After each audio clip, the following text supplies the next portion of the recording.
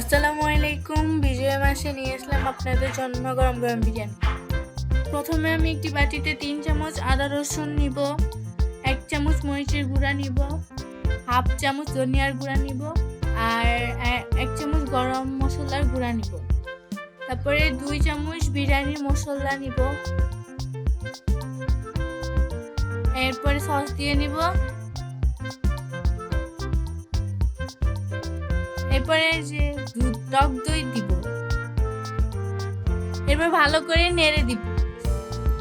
প্রথমে একটি পাত্রে তেল গরম হতে দিব এবং তেলের ভিতরে কিছু পেঁয়াজ কুচি দিয়ে দিব এবং পেঁয়াজ কুচিগুলো বাদামি হওয়া পর্যন্ত ভেজে নিব। বাদামি কালার হলে পেঁয়াজগুলো একটু উঠিয়ে নিব এবং পেঁয়াজগুলোর ভিতরে মশলাগুলো দিয়ে দিব এবং ভালো করে নেড়ে দিব।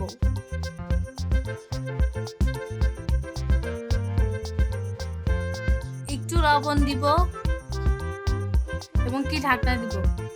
মাংসগুলো এখন মশলাগুলোর ভিতরে দিয়ে দিব, একটু নেড়ে দিব ভালো করে।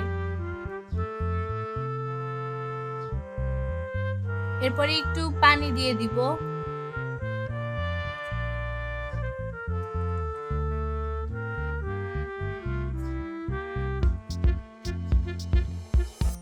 একটু টক দই দিয়ে নিব।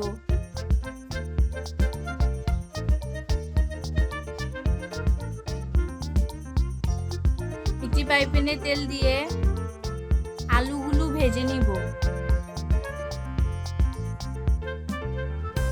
এবার মাংসের ভিতরে আলুগুলো ভালো করে দিয়ে নিব।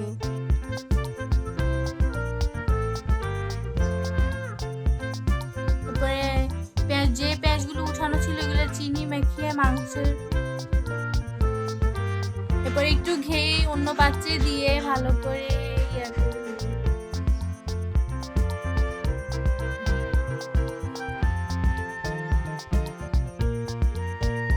আবার পেঁয়াজ দিয়ে নিব, তেজপাতা, এলাচি, লং, দারচিনি এগুলো দিয়ে ভালো করে নেড়ে দিব। এবার পোলাও চাল দিয়ে দিব, ভালো করে নেড়ে একটু পানি দিব।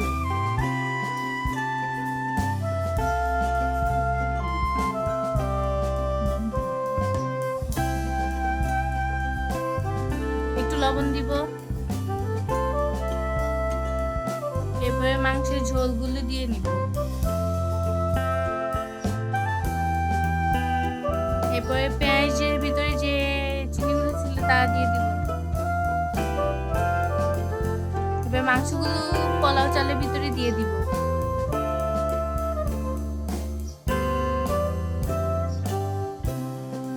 কয়টা কাঁচা মরিচ দিয়ে দিব। শেষ হয়ে গেল বিরিয়ানি রান্না।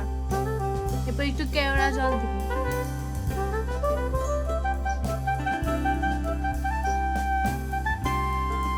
হয়ে গেল আমাদের গরম গরম বিরিয়ানি। এখন পরিবেশনের পালা।